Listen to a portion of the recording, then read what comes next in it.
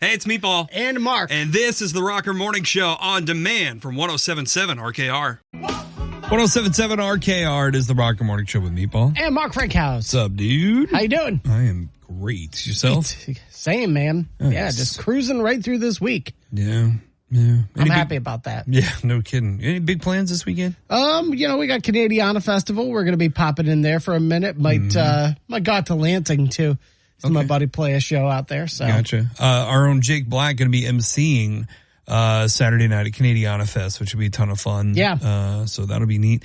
Also Saturday night, I'm going to be out at Presidential Brewing for a concert that, oh my gosh, what is the name of that band? They were the Van Halen. Was Van it Halen Jump or is it a different one? No, it's a different one. They came from across the state, I think. Gotcha.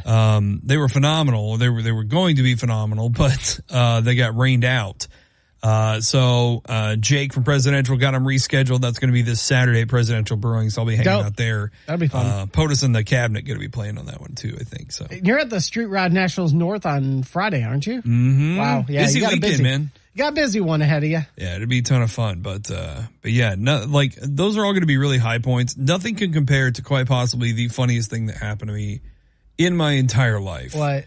So they're doing updates in my building. Have I told you that they're doing this right now? No, they're doing, I don't think so. Outdoor updates to my apartment complex right now. Oh yeah, that's right. Because there was a bunch of janky stuff, and they were just trying to clean some stuff up. Yeah, I remember you were showing us photos. Yeah, quote unquote fixing. They're upgrading things on my patio, and there are some things that are definitely downgrades from what was originally there.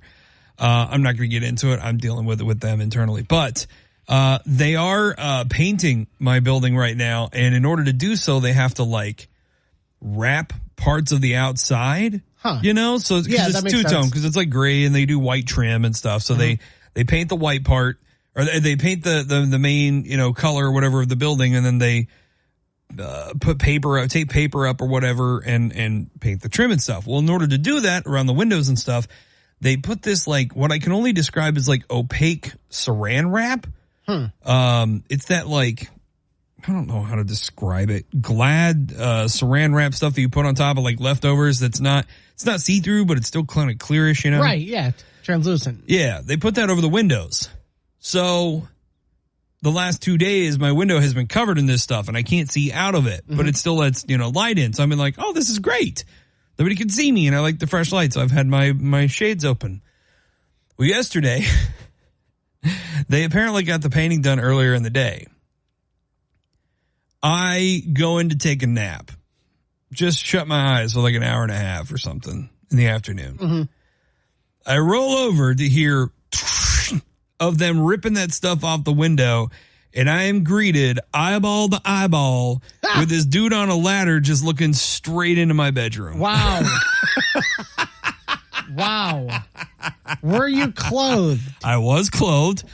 Because if I strip down to what I sleep in at night, I won't wake up. I won't. Yeah. I won't. I'll just sleep. Yeah. But if I'm wearing my shorts and t-shirt or something like that, I'll wake up.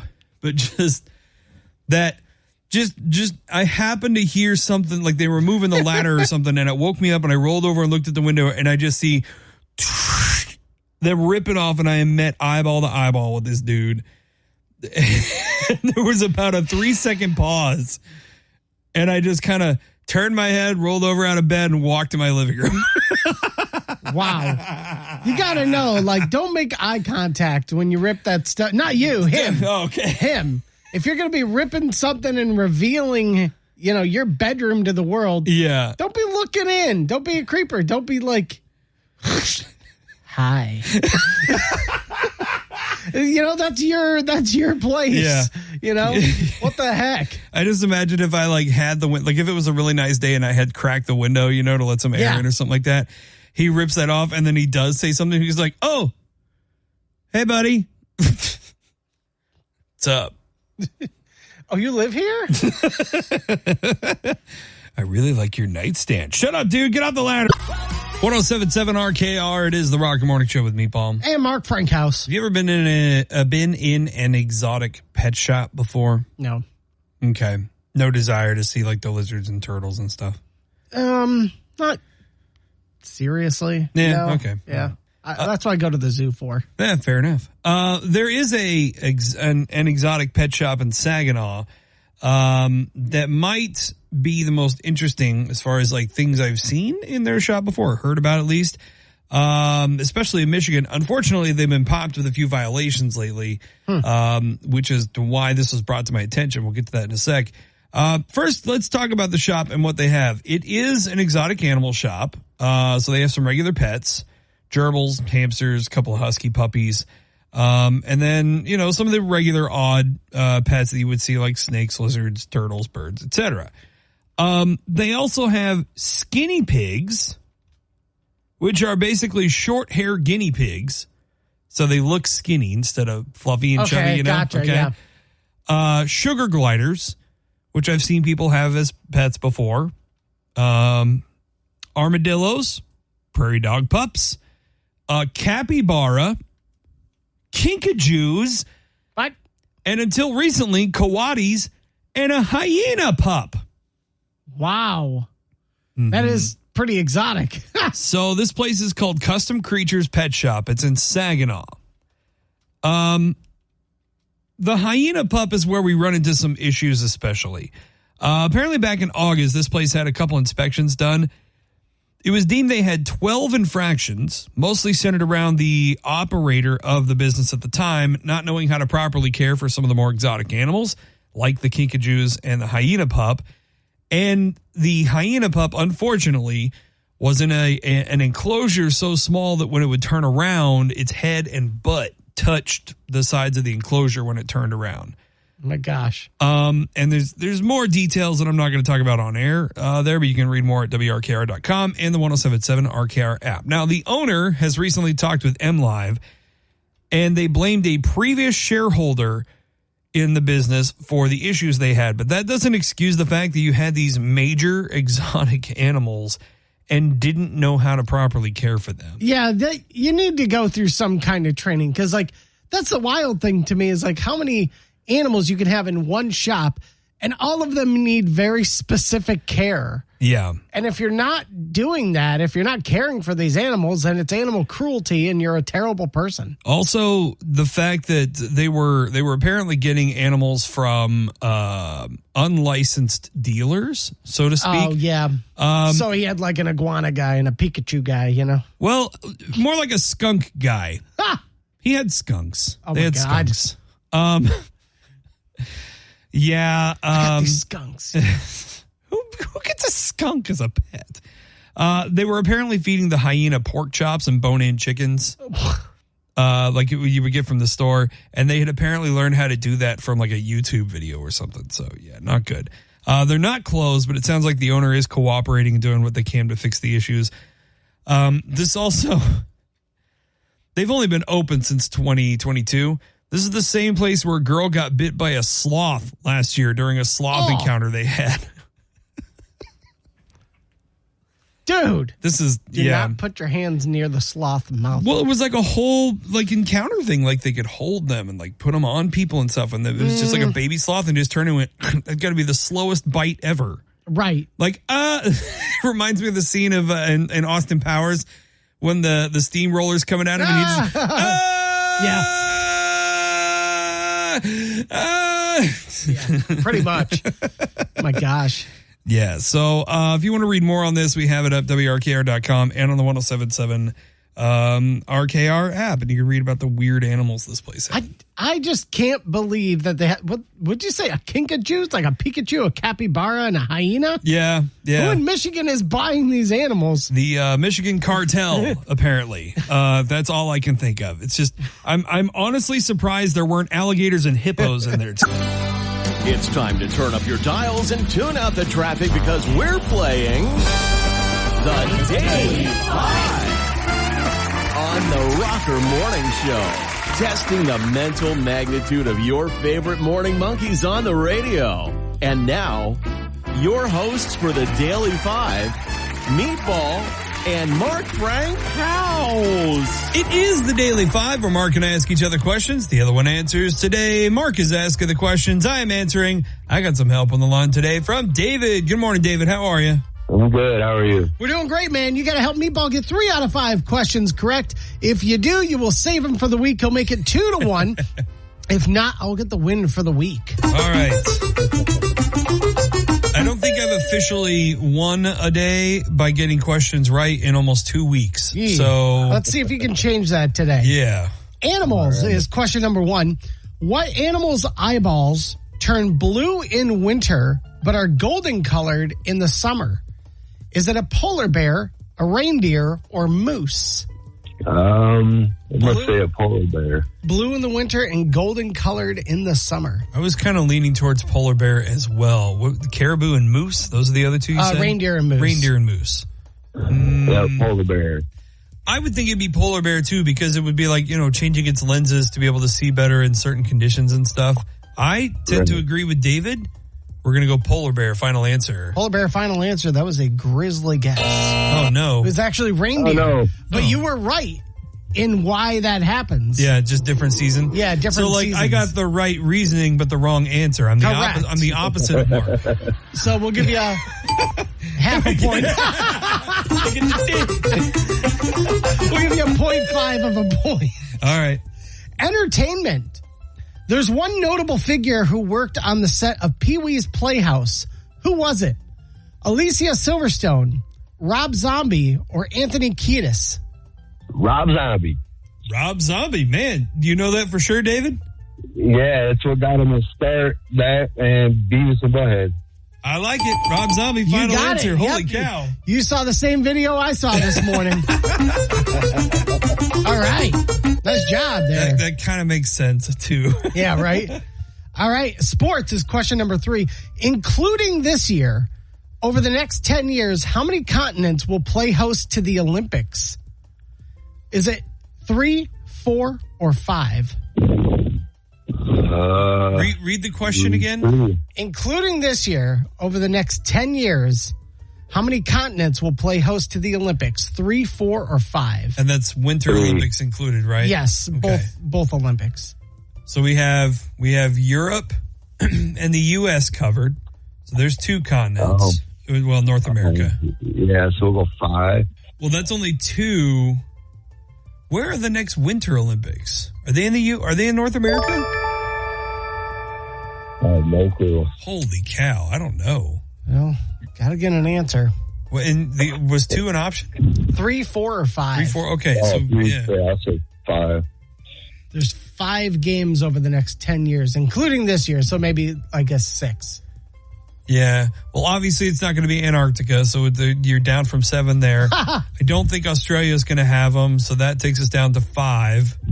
I'm pretty sure it's not going to be in Asia. We got to get an answer 30 seconds ago. What do you think about 4, David? That sounds good. I was thinking 4 myself. Okay, let's go. Was ringing a bell. North America. Oh, wait. No, wait. I don't think they're in South America. Okay, come on. I know. I'm thinking. Okay, I'm going with David. We're going to say 4. Final answer. Okay, It was 3. It is 3. Dang it. We got to be quick about this. Otherwise, Sorry. timer doesn't make any sense. All right, entertainment. Got to run the table here. Which of these actors or actresses has a perfect Emmy record with the same amount of wins as nominations? Is it Candice Bergen, Don Knotts, or Ed Asner? Oh, wow. I have no clue. Wasn't the Emmys the other night? My favorite is Don Knotts, but Yeah, too. I'm with you. Don Knotts is my guy. Yeah, he's my favorite. The Emmys, I think they did have the Emmys the other night. on the King. Ghost and Mr. Chicken, one of the best movies ever. Give me the names again. Candice Bergen, Don Knotts, or Ed Asner? Ed Asner. I'm going to have to go with you on this one. I have no clue. But I was about to say the exact same thing to you, David. Well, Spider-Man. Well, I mean, let's just pick our favorite dude and, see what happens. Knotts. Let's go. Yeah. Don Knotts. Final answer. One of the best to ever do it. oh, all right. Don Knotts went 5 for 5. That's awesome. 5 Emmy nominations and 5 wins. All right, this is Do or Die for Meatball. David, you're keeping him alive. You're giving him inspiration. All right. Geography is the final question. A mountain in which country has the Earth's greatest sheer vertical drop of 4,101 feet. That's basically like falling for more than a half mile without hitting something. Wow. So which country is that in? Is it in Canada, Pakistan, or Nepal? I'm gonna say Nepal. Yeah, Pakistan and Nepal obviously are where the big mountains are. Why can I not? The Himalayas. Is They're really tall places. Nepal is what I'm thinking. Okay. Is Mount Everest is in Nepal, right? Isn't that where the Sherpas are all from? Is Nepal? Yeah. Yeah. I tend to agree with David. I think I'm going to lean on him and say Nepal. Final answer. Nepal, final answer. It is the mountain of Mount Thor in Canada. Oh, 4,101 sheer drop. that's insane. Wow. You would, if you screamed on your way down, you would have to take a breath or multiple times. If you could even breathe at those speeds. That's fair. I would hope I wasn't breathing so I could pass out. I would get bored halfway down and just be like, all right, just. Well, this sucks. Well, sorry, David could not get Meatball the win, so we'll take the win for the week, up 3-0. But you're the real winner here. You won a pair of tickets to see Three Dog Night. Congrats, brother. Woo.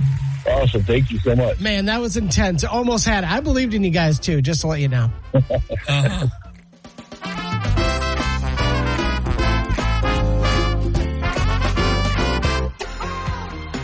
107.7 RKR. It's a Rocker Morning Show with Mark Freikhaus. And Meatball. That's Yes right there. We talked to Rick Wakeman from Yes, a longtime member. That's on the on demand on 107.7 RKR app. You want to check out that full interview. Meatball, you taught me something the other day in the Daily 5 trivia game that I thought was really cool. Okay. The first three-pointer in NBA history was made by a longtime Detroit Piston. Mm-hmm. And so we've got this up here on the 107.7 RKR app. And I actually didn't know any of this. So I went in kind of a deep dive, which led me to go even deeper. So it was actually the year after he left the Pistons to go to the Celtics, which is when he made the shot. He was nicknamed the Mad Bomber. Chris Ford was his name. Basically spent the first half of his career in Detroit. He was there from 1972 to 1978, which are years we do not like to talk about as Pistons fans. He left to go to the Celtics, which was ended up being the right call for his career, not only hitting the first three-pointer in NBA history, but eventually winning a championship with them, the Boston Celtics, a year before he retired. He's actually in the top 100 all-time of steals per game average. Wow. So pretty solid player. Yeah. Mayball, did you know, though, the three-pointer was supposed to only be around for like a year?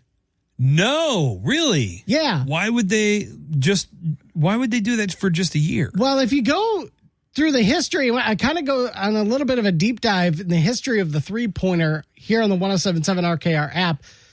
It's pretty interesting because you have to actually go all the way back to the collegiate years in 1950s, which is when they started doing test games with three-pointers. Okay. There was one in 1954 where they used a 21-foot line. It wasn't tested again until 58, I think, with a 23-foot line. But nobody had really embraced the three-point rule until the American Basketball Association showed up. Okay. And they really embraced the three-point shot and the slam dunk, which at the time was not a thing in the NBA. That's invented by the Flint Tropics. That's right. Yeah. So the ABA, yeah, right. So the ABA actually folded in, I think, 76, and they were kind of absorbed into the NBA. Yep. That's where like the Spurs and the Mavericks Pacers. and the Pacers. Yep. Yeah. And then some teams were inspired by cities that had teams in the ABA. Yeah. But you can go check the shot out now, the actual shot, the three-point shot in the NBA that Chris Ford made. The video is up here on the 107.7 RKR app. I'm also curious if anyone listening ever saw this dude play. Hit us up at 978-1077. I know it's a bit away from Kalamazoo, but I'm curious to know from anyone who saw a game back in the 70s, like an NBA game back in the 70s, or maybe even the 80s, how much the game has changed since then. Yeah. It's funny because, had the three-pointer not stayed and NBA not adopted the slam dunk, I think the game would still be played wearing 3-inch long shorts. We'd also be watching the layup contest every year instead of the All-Star game. That's super exciting. 107.7 RKR. It is the Rocker Morning Show with Meatball and Mark Frankhouse. Story up now on the 107.7 RKR app claiming that this place in Detroit is the best food truck in the entire state. Now, we've got some good places here on the west side. But I looked this place up and it looks pretty awesome. It's called Delectable Food Truck. Delectable. They specialize in serving what they say are steaming bowls of Michigan-grown produce and food products. All right. Usually they hang out at campus, Martius Park or Martius Park. They're in the city, and their top seller is something called the Comfort Bowl. It's a base of homemade cornbread, pulled pork, coleslaw, cheddar cheese, and then their barbecue sauce all over the top of that. Yeah. They also have a Fiesta Bowl, Kielbasa Bowl that looks awesome. Obviously, I haven't had this. Curious if anyone has. If so, feel free to call in 978-1077. Confirm that Delectable in Detroit is the best food truck in the state. I mean, it looks good, but Mark, what? Okay. Food obviously is very important of being a good food truck, but what makes a perfect food truck? What makes the best food truck outside of maybe just the fact that they have really good food? I think you got to bring something unique to the table. Okay. I've seen somebody, I've seen that joke of doing the grilled cheese food truck, just $1 grilled cheese. Oh, yeah. That's it. That's all you serve. But one grilled perfect. cheese. Something unique. Now that may not be the grilled cheese may not be unique. Obviously, lots of people make grilled cheese, but the truck itself is the only thing that's an attraction. Yeah. Then you got to come up with, then there's other ideas out there where you got to come up with a unique combination of things. See, if that were the case, I would find the grilled cheese truck and I would just create a tomato soup truck and follow them around all the time. Yeah. Just get in cahoots. Well, no, they wouldn't know I'm doing it. I would just follow them. It would literally be a creeper situation. They're like, oh, that's where you're going today, huh? Me too. Weird. I just think that sounds like a great partnership idea. That's fair. That's fair. I don't know. You can read about this place, WRKR.com and the 107.7 RKR app. I always thought that the perfect food truck was not necessarily the creativeness of the food, but the fact that you can walk around with it as well. Yeah, right. It has got to have some walkability to it. Mm-hmm. Cause I'm weird like that. I don't like messy faces and hands. I don't want it all over my clothes and stuff like that. So that's just me. But I think, Mark, we should start a food truck for the Rocker. What do you think? I like that. I know a chef who would be all in on this. You and I make radio money, so we could definitely use the extra income. And we just call it, I don't know, the rock and roller food truck. And we could serve rock and roll themed food on there, Like a slice of Warrant cherry pie. Yeah, like that. Jack and Diane's chili dog. The Descendants der Wiener Schnitzel. That's a real thing. We could just serve ZZ Top TV dinner. Awesome. Another dessert idea. A Van Halen pound cake. That's it. Okay. All right. Nobody steal this idea. The rock and roller food truck is the intellectual property of Meatball and Mark. And, I guess apparently our parent company, since we came up with this idea since we were at work. Damn it. 107.7 RKR, it is the Rocker Morning Show with Meatball. And Mark Frankhouse. Well, unfortunately, we could be losing a barbecue joint again in West Michigan soon. Not yet. The company that owns them has filed for bankruptcy, though. Smokin' Dutchman Holdings, who owns 4 franchises of Dickey's Barbecue Pit in West Michigan, has filed for bankruptcy. The owner says they're in debt by $2.1 million and actually cited Dickey's as part of their reason, saying the franchisee has, quote, extreme and unreasonable demands. Really? However, they did not specify what those extreme and unreasonable demands are. They're currently working through all this in bankruptcy court, and Smokin' Dutchman trying to basically get Dickey's aspect of this company exempt from the process here. What could be so extreme and unreasonable that it caused this place to go bankrupt. Like money, obviously, but I mean, everybody deals with that in these franchises, you know? Yeah, they got to start serving like Wagyu beef or something. Like nothing but veal and high-end meat. I don't know, like just artisan cornbread with gold leaf on it or something. Coleslaw only made from Chinese cabbage grown on the side of a mountain. I will say, I'm pretty sure when I first started at Red Lobster, this was years ago, like over 20 years ago, the guy who came up with Endless Crab, I believe, was swiftly fired after the promotion. They lost a lot of money with that. Well, this is a lot of legalese type of stuff, but you can read more on exactly why this is happening now. WRKR.com and the 107.7 RKR app. Thankfully, Dickey's is staying open, so people that like the restaurant, you can still go there. Nobody's losing their jobs as well, as of yet on this. The only thing I could think of that would like be extreme or unreasonable in this situation, aside from some financial thing, would be like some of the customers I see in restaurants anymore. Because if that's what he meant, then yeah, I'm on board with him too. I'd be upset.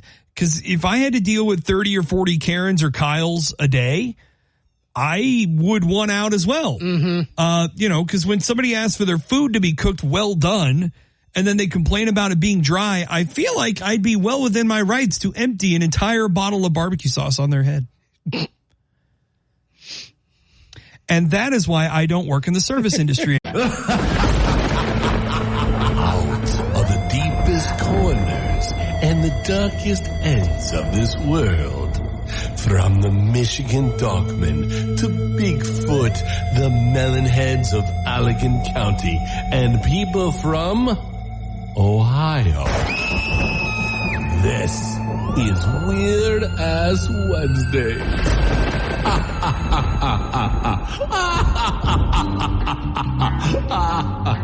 So I came across an article the other day, and I had to share this news. It's up here on the 107.7 RKR app. Okay. Remember when you were a kid and you would draw a car and how goofy it looks?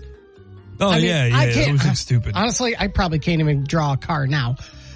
It would just look awful. And that's exactly what our new mail trucks look like.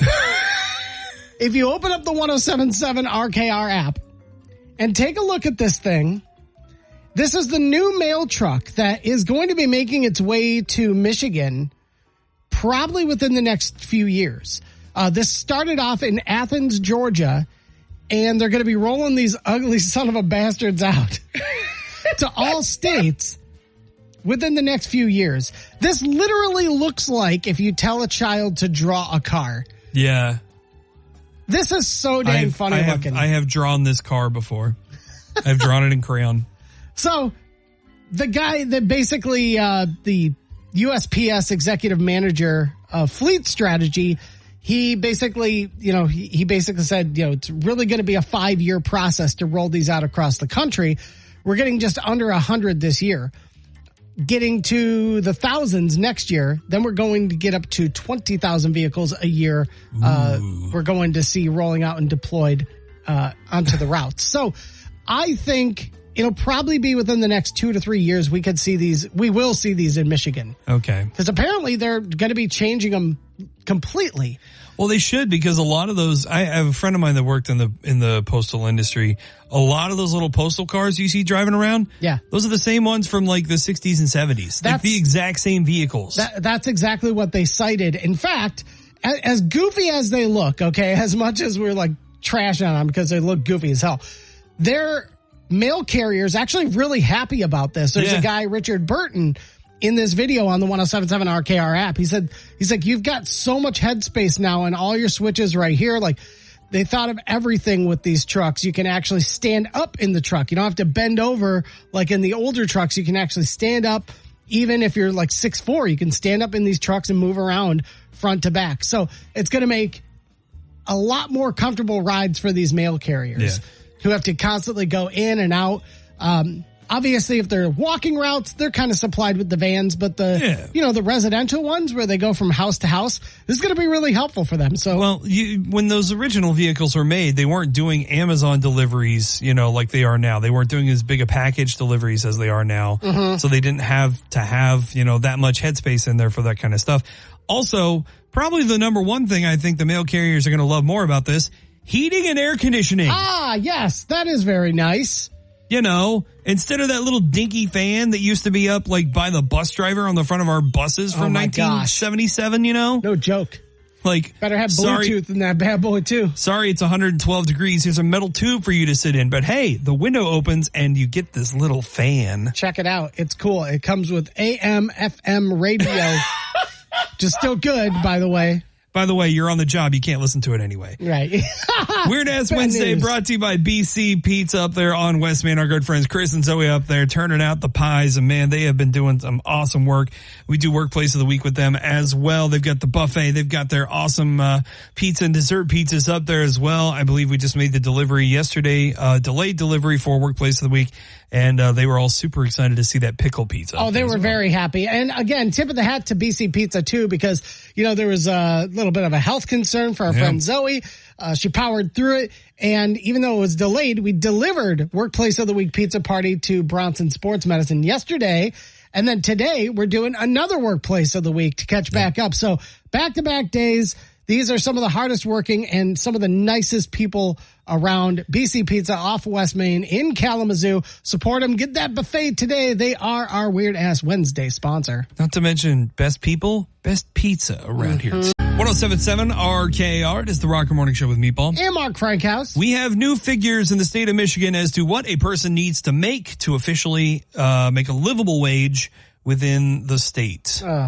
This is according to ZipRecruiter, and they have a very specific number that residents should be earning to get by. I'm about to be depressed, aren't I? Probably. The shocker here, the average income of the state, much lower than this number they're talking about. Michigan's livable wage, livable salary amount in 2024 is $53,757.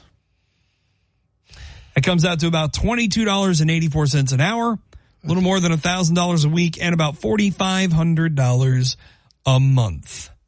Cute. Now, this is all based on, if you have family, a mortgage, rent, car payments, regular bills, all that stuff. The magic number, if you fudge it a little and round, things and stuff, you can technically get by making like $50,000, but that number they say that is the true magic number is $53,757 for salary. Do you want to take a guess as to what the average income of Michigan residents is right now? Oh God. $29,000. Yeah, you're a little pessimistic there. It's better than that. $35,350. That's gotcha. average. So that's better. That's $18,000 less than the livable amount. That's not good. Yeah. Then the number is on the rise. So that's good. But by the time it gets to what it needs to be now, there's no telling what the new number is going to be for a livable wage. And people wonder why so many of us are still, living with our parents or have roommates in our 30s, continue to rent and have quit having kids and drinking so much. Like, it's not the avocado toast, it's the electric bill that's killing us, man. It's not good. So, read more on this now, 1077 RKR app and at WRKR.com. Sounds like we need a little bit of a side hustle, and we can't use the food truck thing because the company owns our ideas when we come up with them at work. Yeah.